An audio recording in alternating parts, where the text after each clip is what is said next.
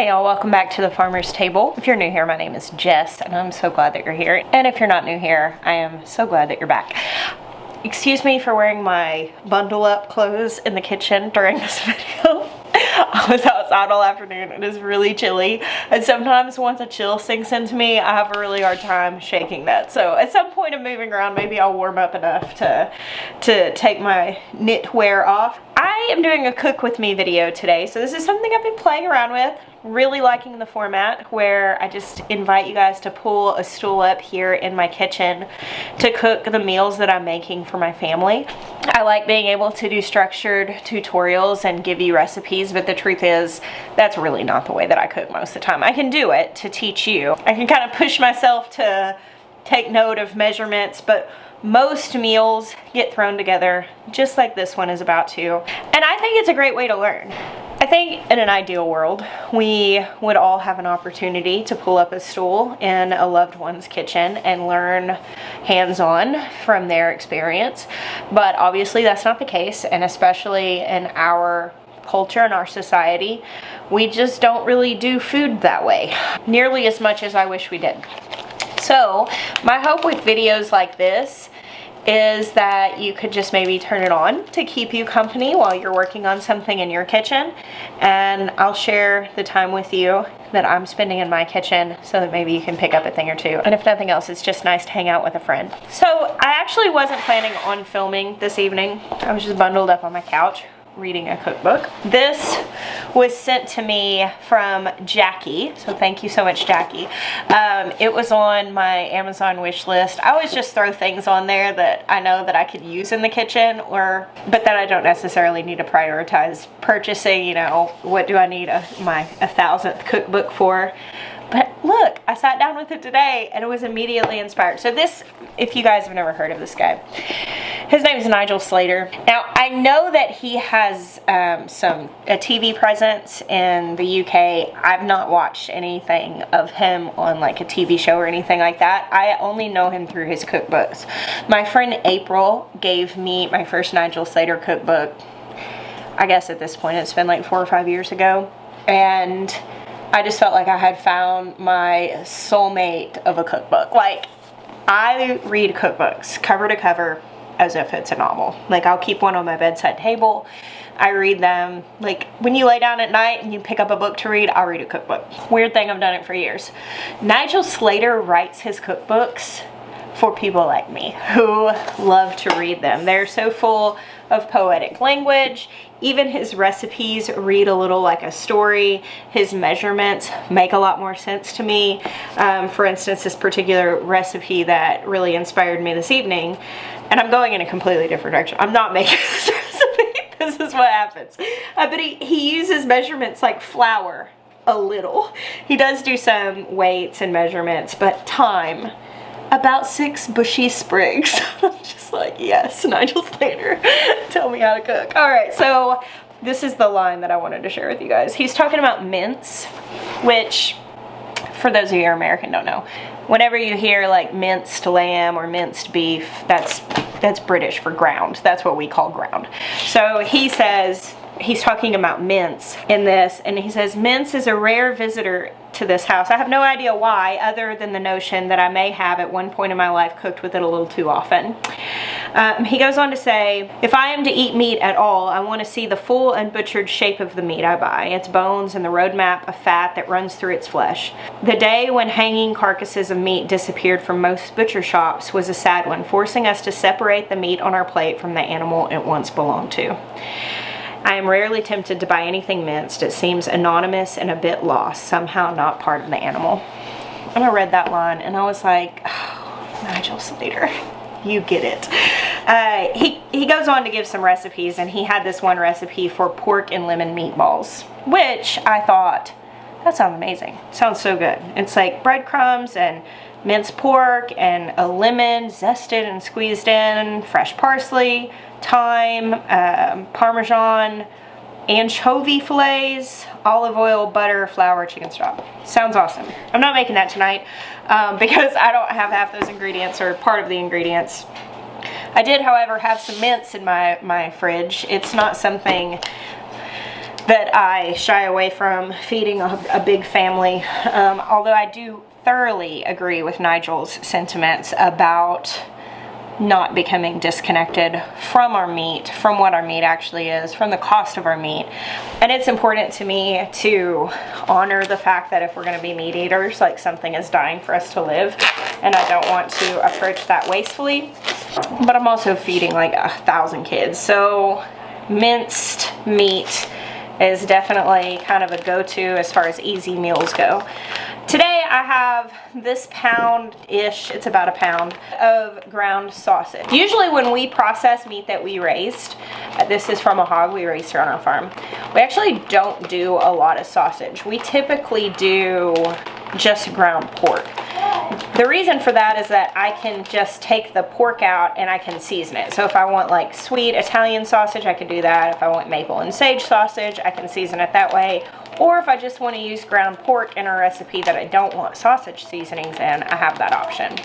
However, we do occasionally put some ground sausage up. This is one of those. This is actually leftover from what I thawed out to do Christmas morning breakfast. We didn't end up using all of it. And as I was reading Nigel Slater, Wax Poetic, about mince, it reminded me that I had this in my fridge and I needed to cook it. Now, I considered going the route that he went and making those meatballs. And when I came in, I realized that I also had a pound of ground beef thawed out. Because my sister-in-law watched my kids for Sweet Maya's birthday, and she thawed this, and I assumed she just did not end up cooking it. And when I noticed I had that, I was thwarted from my Nigel Slater lemon meatball plan. They were gonna have to be heavily modified because I don't have any fresh lemons, I don't have any anchovies. And I thought, if I've got ground sausage and ground beef, I might as well make some little meatloafs. My oven's preheated to 375. I've got the 2 pounds of meat in here. On a normal night, if my whole family was here, my teenagers aren't here right now, so it's just Jeremiah and I and our 3 younger boys, I would do way more than this. Normally, if I'm gonna cook meatloaf, I'll cook like 4 pounds of meat, and I'll do it in really big loaves, and then that way we have leftovers, because meatloaf is it's better the next day. But it's just us here tonight. I'm kind of flying by the seat of my pants here because it's like dinner time here. It's now. We could eat dinner now, and I'm just cooking it. So it's gonna be a little bit later. So I didn't grow up eating meatloaf. I assume we must have. I mean, meatloaf is a very, very American dish. I just cannot ever remember eating meatloaf as a child. I have to ask my parents, like, did you have something against meatloaf? Like, what's the deal? The first time I remember eating meatloaf was when I was about 17 and I was visiting a friend of mine, and her mom made meatloaf, and my friend was complaining about, oh, meatloaf again, I hate meatloaf. And I tasted it and I was like, I love meatloaf. This is so good. I think it's just the fact that I never had it before. It was just such a new thing to me. Now, I mean, it's solidly in our rotation. It's good food. It's a good way to use ground or minced meat, which with processing our own meat, you end up with a good deal of that, you know, just the odds and ends part. I don't have a recipe for this. I'm showing you guys how I'm throwing this together today, which is heavily dependent on what I need with it. Today I'm going to do this in muffin tins to get them to cook faster, since I am kind of late cooking. And this is the thing I love about cooking from scratch, is that I have the freedom to adjust to suit my needs for today. So like today I need dinner done fast, so I'm going to cook less. I'm going to cook it in muffin tins so it goes faster. Sometimes with meatloaf I'll cut up lots of veggies and I'll saute them and I'll put them into the mix. Today I've got this dehydrated minced onion. I just put about 5 cloves of garlic in there. I'm going to put a good deal of this onion in. Now I'm going to put in like a good bit of dried thyme, probably like half a tablespoon of dried oregano, a really hefty shake of smoked paprika, this is my favorite, a good bit of cracked black pepper, and of some salt. Now, I've made really awesome meatloafs before that were extensive, that took all afternoon. And I've also made a lot of meatloafs that are like this. And this is the nature of cooking from scratch is that every single meal does not have to be your best work. It doesn't always have to be a production. This will be really good. This will be really tasty, even without all the extra steps of all the fresh veggies and fresh herbs and all that stuff. With meatloaf, in this naan recipe, you need whatever meat you're using, whatever ground meat you're using. I usually like to use a mix, so beef and sausage or pork. Sometimes I'll throw ground lamb in if I've got that. You need some sort of vegetable input. Now this is just like basic dried onions and garlic, but I really like it whenever I can add like chopped up peppers, sauteed. I'll finely like dice carrots really small and saute those and put them in. Obviously fresh onions, stuff like that. That's great if you've got that to add. Again, my goal today is not the best meatloaf we've ever eaten. My goal is dinner. That's not cereal. Then you need whatever seasoning you're going to use. I showed you mine. And then from then you need some eggs and you need some sort of binder. A lot of times what I'll do, because we are gluten-free, I don't put like regular breadcrumbs in a meatloaf. A lot of times what I'll do is I'll take just like some gluten-free oats and I will like whir those in the food processor in the blender to like grind them up and use that. I actually have this in my pantry. These are gluten-free breadcrumbs. I bought these at a little gluten-free shop. I was driving through Tennessee months ago. They expired 2 months ago, but we're gonna go for it. It's breadcrumbs. They're not gonna be like rancid or anything. I'll measure this stuff. What I'm gonna do is just start working this until it has the right texture. Now, if it freaks you out to cook something like this without being able to taste it, you can always take a frying pan. Once you've got your mixture completely mixed, take a little patty of it and fry it and taste it, and then from there you can add seasoning or change salt or whatever. I've never once followed a meatloaf recipe because I think that's kind of the beauty of meatloaf. It's gonna lose a little bit of its value if it becomes fussy. All right, so I've just squeezed this around. It's still a little bit wet, so I'm gonna put a little more breadcrumbs in here. You want to be able to form it into like a patty. You don't want it crumbly by any means, but you do want to put enough of the binder in that when this cooks and the fat starts to render off, you've got something there to soak it up. If you don't have gluten sensitivity to worry about, you just use regular breadcrumbs. You can use crunched up crackers. You could use crunched up cornflakes if you have those. I've seen some people doing that. Again, that's the beauty of something like this, is you can kind of just go with what you have. Oh, you know what I didn't put in here that it needs is some mustard. Worcestershire sauce too. We'll put a little splash of this in. That'll be good. And this is just some like stone ground mustard.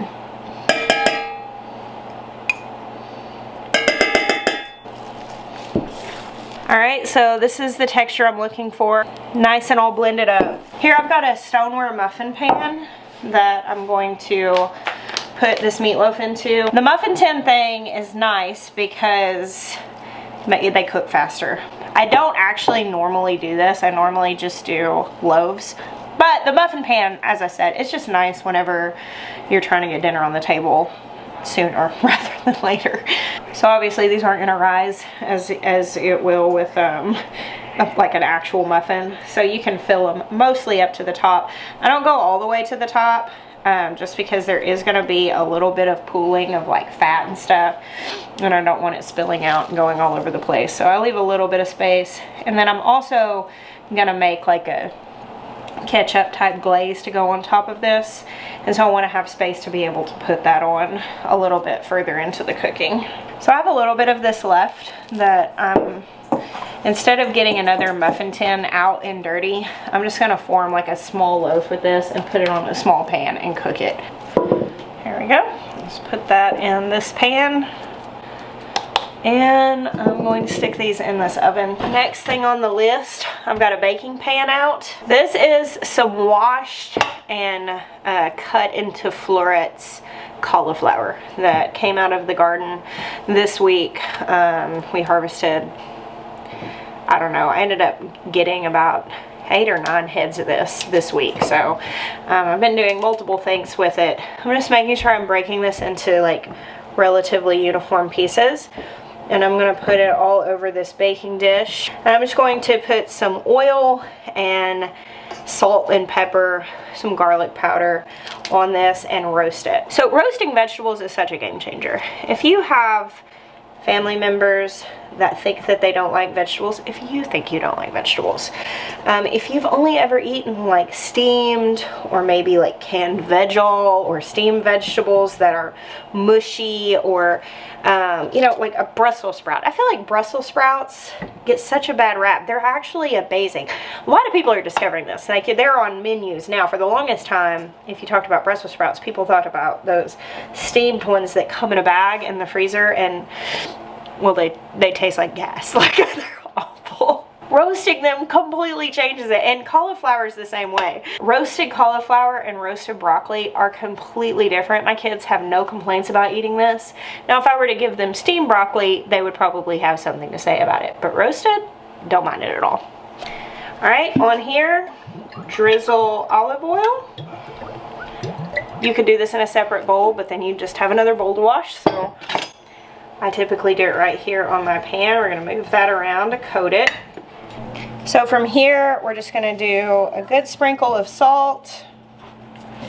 This is very finely ground roasted garlic powder. I'm actually going to put just a tiny bit more oil on here, just to make sure, because I've had that cauliflower all cut up in my fridge, it's probably just a tad dry, and I want to make sure that it has plenty of oil to roast in. If I were just roasting vegetables and turning the oven on for that, I would put it at 400 or maybe even like 425. But since I'm cooking that meatloaf at 375, that's fine. These will just take a little bit longer to cook. All right, now to start some water boiling, because you can't have meatloaf without mashed potatoes. At least that's what my family thinks. So definitely got to get some water boiling for the taters. So my potatoes in my pantry are getting pretty slim pickings these days. Like, when the potato harvest first comes in, if I have like yellow potatoes or red ones, purple ones, a lot of times I just leave the skins on. I'll just cut them up and boil them with the skins on and then just mash them in. There's a lot of nutrition in them. Once we get further into the winter, we don't have great storage for our potatoes, so they tend to sprout. And like these that I've got, they're starting to get a little green on the outside, which you don't want to eat that. It can give some people a stomach ache. We have eaten it. It doesn't give us a stomach ache, but that is why I'm peeling them. Yes, my love. So yeah, that's why I'm peeling these, is they're kind of turning green. They also have like really gnarly looking skins, lots of sprouting spots. So I'm just gonna peel off all that stuff, and then we'll mash what's good of these potatoes. I have the hardest time cooking appropriate amounts of food whenever like half my kids aren't here, because I'm just so used to cooking for an army. I joke that whenever Jeremiah and I are empty nesters, that I'm literally just not gonna know what to do with myself. I'm just inviting the neighborhood over to eat all the time, because that's the only way I know how to cook, is for a small army. So we're coming up on the new year. Tomorrow's New Year's Eve. This will probably be the last video that I shoot for the farmer's table this year. I know that in a new year, people often use that as a starting over point, and especially when it comes to food and dieting and all of that, you know, that it's a fresh start and people like to start new things. I'm not opposed to New Year's resolutions. I love a solid goal. I love a fresh start, or anything in my mind that can be kind of like a line of demarcation between what was old and what I'm hoping to be new.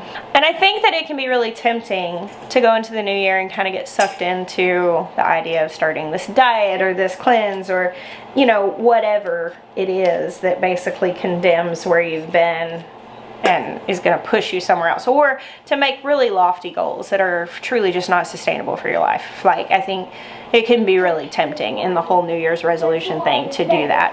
And while I love a fresh start, like I love that demarcation point of saying, well, this is where old me stops making those decisions. This is where I turn over a new leaf. This is where growth begins. I think that we can be strategic in setting goals and challenges for ourselves at that point, so that it actually does grow us. So for instance, like a good challenge in my mind in going into the new year is I'm going to start cooking you know, one new thing from scratch a week. I'm going to replace 3 things this per month that I normally buy from the store. I'm going to get a cookbook and I'm going to cook all the way through it. That's a really great challenge.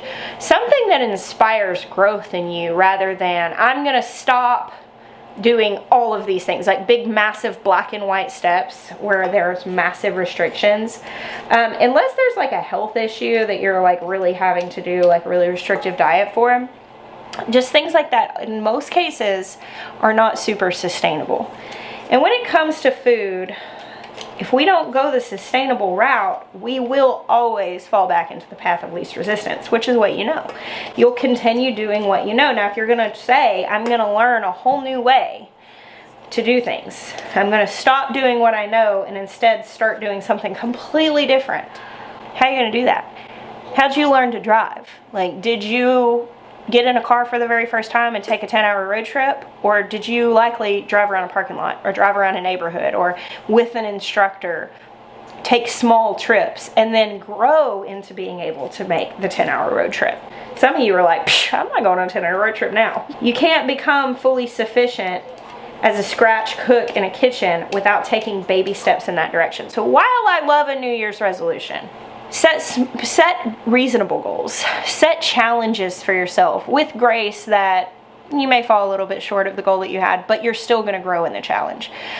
Maybe you can have the challenge of like, I'm going to cook one thing a week without a recipe. I'm gonna wing it, you know. I'd love for you to join me here on my channel in a challenge to yourself to maybe pick one of the things I share a week and give it a try. Whatever it is that you choose to do, please do it with grace towards yourself and kindness towards yourself. I'm gonna cut these just into chunks so we can boil them.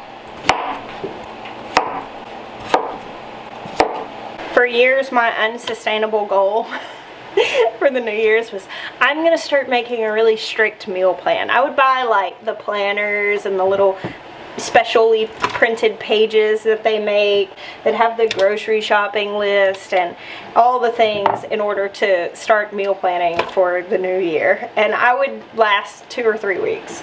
The thing is like having a strict meal plan does not work in my life. It just doesn't. And the way that this works for me is that I kind of fly by the seat of my pants, but I like it that way. I know some people like to have a very strict calendar that they line out their whole month in meals. I've just come to accept about myself, I'm never going to be that kind of person. One, I have things like leftover meat in the fridge that I need to be able to work into my schedule. I have a garden that's bringing a lot of food in seasonally. I need to be able to change plans. And with the number of children we have, things come up. And we have to be able to be like, oh, that can't be for dinner tonight because we have this other thing. So we have to do that tomorrow. What can we do tonight? With that being said, I also have multiple meals that I can always throw into the mix that don't require a lot of forethought. For instance, the other day I shared my quiche recipe-ish, like kind of the way I go about making quiche. Because I can throw a quiche together like with very little forethought, just using what's in the fridge. So I typically will try to plan like 5 dinners a week. I like to plan at least a couple of those to have leftovers. So I pull out like twice as much meat as I know we're going to eat for dinner. That's what goes into the kids' lunches. And we do eat a lot of leftovers. That's just part of cooking from scratch for us. All of that to say, when it comes to making those resolutions, I know it's really tempting to imagine that you are going to be a different person after the first of the year. And to imagine that the things that have been really, really hard for you in the past are all of a sudden going to work because you're just going to resolve to do it. It's okay if some of the processes that work for other people just don't work for you. It's okay for you to find another way. I have found a way, and we cook most of our food from scratch. We are eating whole foods and real food regularly. And when I watched all the videos of all the people who did these plans and did everything so rigidly, and I thought, if I'm ever going to have success with this thing that I want to have success with, I'm going to have to be able to do that. And it just does not work for me. It doesn't work for my life. It does not work for the way my mind works. I hate feeling hemmed in by a rigid plan. That does not work well for me. It zaps the passion for me. I get more motivation cooking dinner by reading cookbooks than I ever could by having a plan. So maybe put that in your pocket also while you're thinking about all these resolutions. You can make them and they can help you. But I think that they're most likely to help you when they're realistic goals that actually serve what you are hoping for and you're actually keeping in mind who you are and what you need. A goal is not going to serve you if it doesn't cater to your actual lifestyle and the way that you work in the kitchen. All right, oven going, potatoes boiling. I'm starting to warm up finally. Now to make the topping for my little meatloaf muffins. I'm gonna put some ketchup. You can do this with barbecue sauce too, that's good. I've got some brown sugar. I'm gonna put a little bit of this in. And of course ketchup has sugar in it too, so it's already gonna have some sweet. A little bit of that garlic powder. And some paprika. I told you I'll put it in everything. Alright, let's do that. So while I'm talking to you guys, kind of in between pauses, I'm sticking things back where they go. Washed out my bowls. I don't necessarily like fully wash them and clean them, but I at least wash them out so that whenever dishes need to be done, it's not such a job. Alright, let's take a look here at this cauliflower. See that? Starting to get some brown bits. I've stirred it once, I'm going to stir it again. This is going to come down to preference. In a 400-degree oven, it takes about 20 to 25 minutes to roast cauliflower to where I like it. In this cooler oven, it's going to take a little bit longer. I like to make sure that it has some good caramelized bits and that it's overall pretty soft. So these, you can see these have shrunk down a good little bit. So this has been going for like 25 minutes or so, and these are cooked through at this point. But I'm going to go ahead and put a scoop of this glaze on top of each one, and then stick them back in the oven for like 5 minutes or so. Maybe even like 7 minutes. I just want the glaze to, one, I want all the sugar to melt because right now it's granular, so it would be crunchy, which would be gross. And I want this to just like kind of start to caramelize a little bit on the top, gum up.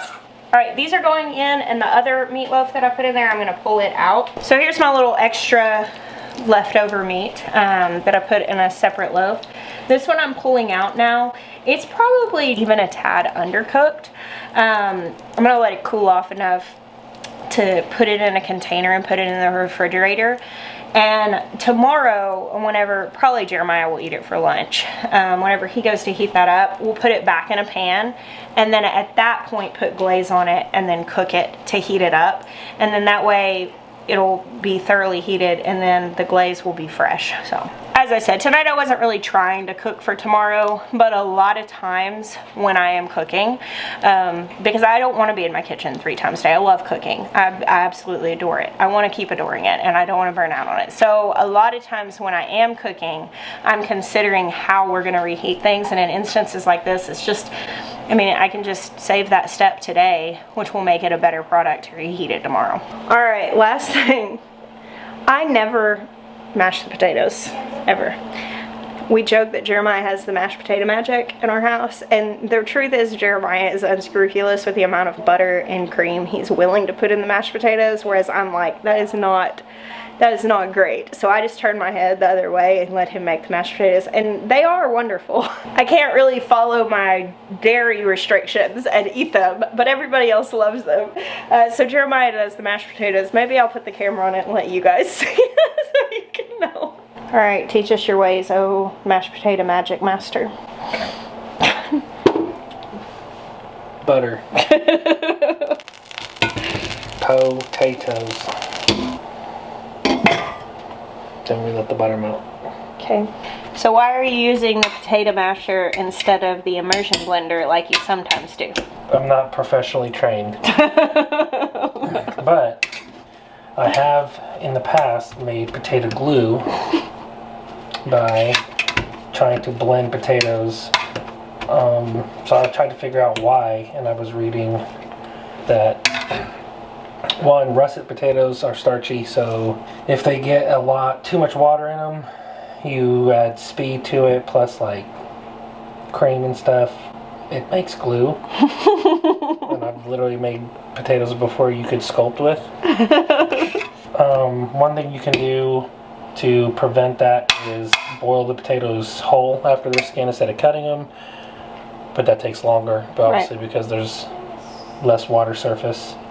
So if you're gonna cut them, then you need to hand mash them, and maybe at the end do a quick immersion blend, like real fast, just to kind of finish it off, but don't do a lot of that. No, or you're gonna be sculpting later. All right, so right now you've just got butter and potatoes you're mashing. And now? Pepper. Garlic.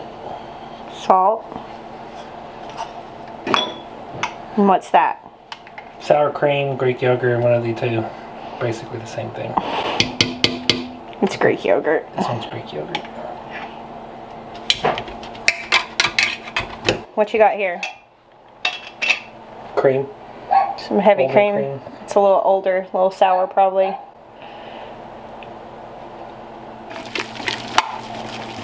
How do you know when it's done? Holy Spirit tells me. Huh. Looks good. I think they just call it magic because the kids will actually eat it without complaining. Alright guys, there we have it. There is a plate of our finished dinner. We're going to finish putting the rest of this on plates and have dinner with our family. Thank you guys for hanging out with me today while I cook. Oh, let me know. What do you think? Chime in, chat with me, tell me some suggestions if you've got any suggestions to make my dinner better. I am always open to that. Thank you guys for hanging out with me today and all the days you do. God bless you. Until next time.